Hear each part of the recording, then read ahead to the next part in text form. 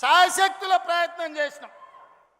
ఒకవేళ చెయ్యకపోయినా మీ మీద ఎవరి మీద నాన్న వాళ్ళ మీద అవతల మీద ఇవతల మీద ఏమన్నా అక్రమ కేసులు పెట్టుడు కానీ లేకపోతే వాళ్ళని ఏమన్నా ఇబ్బంది పెట్టుడు కానీ జరిగిందా? మరి పాపాల భైరవుడు ఎందుకు రావాలని నేను అడుగుతున్నా. అందుకే మిత్రులారా, ఇవాళ ఒక్కటే ఆలోచన చేయండి. మీరు కూడా గ్రామాలల్లో 10 ఏళ్ళ బీఆర్ఎస్ పాలన, 12 ఏళ్ళ మోడీ పాలన, 10 ఏళ్ళ ఇందిరమ్మ పాలన మీద రచ్చబండలలో చర్చ పెట్టండి.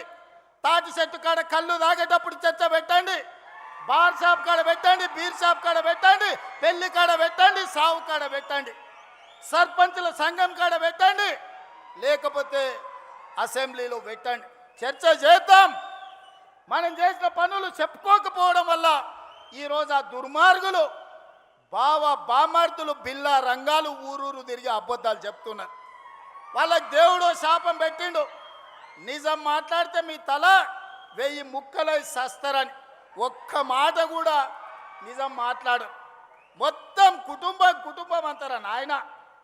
ఫామ్ హౌస్లో వండుకున్న శుక్రాచార్యుడు కావచ్చు, ఊరి మీద తిరిగే మారీచుడు కావచ్చు, లేకపోతే సుబావుడు కావచ్చు, ఎవడన్నా నిజం మాట్లాడతారా? మా లక్ష్మణ్ 687 కోట్ల రూపాయలు టెండర్లు పిలిస్తే 3000 కోట్ల అవినీతి జరిగిందంట. మూతి మీద పెట్టి కొడతా రా సవాల్ చేస్తున్నాను మా లక్ష్మణ్ అన్నాడు. ఇక మళ్ళా రాలే. సింగరేణిలో టెండరే కాలేదు, తారీఖే రాలేదు, మొత్తం సింగరేణి కొల్లగొట్టిరని నోరు తెరిచిన అబద్ధం. నోరు తెరిస్తే అబద్ధాలు చెప్పి 100 అబద్ధాలు, ఒకటే అబద్ధాన్ని 100 సార్లు చెప్తే నమ్మకపోతారా అని అనుకుంటారు. కానీ మీ జాతకం మీ మొత్తం నరాన తెలంగాణ ప్రజలకు తెలుసు.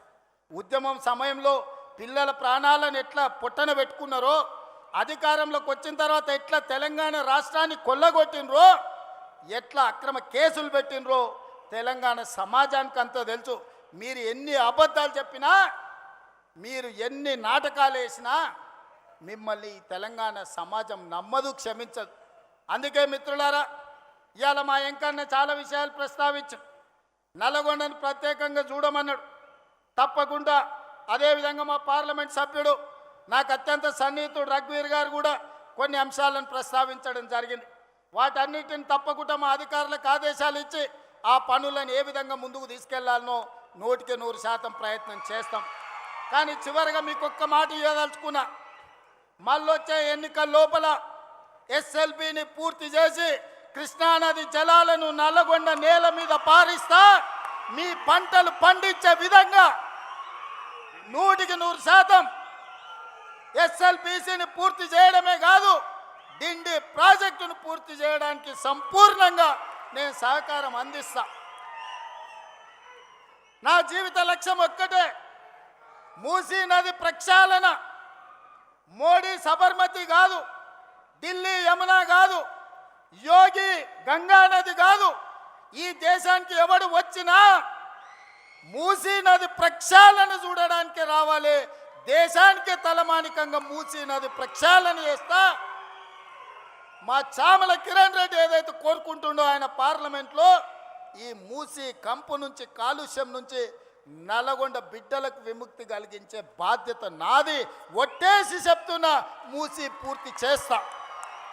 ఎవడు వచ్చినా, ఎవడు అడ్డం పడ్డా, ఎవడు ఆత్మహత్య చేసుకున్నా మూసీలేసి తొక్కుతా, మూసీ నది ప్రక్షాళన చేస్తా.